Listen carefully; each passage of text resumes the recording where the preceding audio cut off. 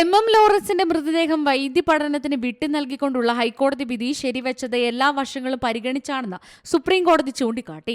ഇതോടെ എം ലോറൻസിന്റെ മകൾ ആശ ലോറൻസിന്റെ appeal supreme കോടതി തള്ളി. വൈദ്യപഠനത്തിന് മൃതദേഹം നൽകുന്നത് മരിച്ചയാളുടെയും കുടുംബത്തിന്റെയും പ്രതിച്ഛായ വർദ്ധിപ്പിക്കുന്നതാണല്ലോ എന്നും കോടതി ചോദിച്ചു. ജസ്റ്റിസുമാരായ ഹൃഷികേശ് റോയ്, SVN ഭട്ടി എന്നിവർ ഉൾപ്പെട്ട ബെഞ്ചാണ് ഹർജി പരിഗണിച്ചത്. തന്റെ പിതാവ് ഒരിക്കലും നിരീശ്വരവാദിയായിരുന്നില്ല എന്നും മതവിശ്വാസങ്ങൾക്ക് എതിരായ നിലപാട് അദ്ദേഹം എടുത്തിരുന്നില്ല എന്നും ആശ ആരോപിക്കുന്നു. എന്നാൽ ക്രിസ്തുമത വിശ്വാസപ്രകാരം മൃതദേഹം മെഡിക്കൽ കോളേജിന് വിട്ടു നൽകുന്നതിന് വിലക്കൊന്നുമില്ലല്ലോ എന്ന് കോടതി ചോദിച്ചു.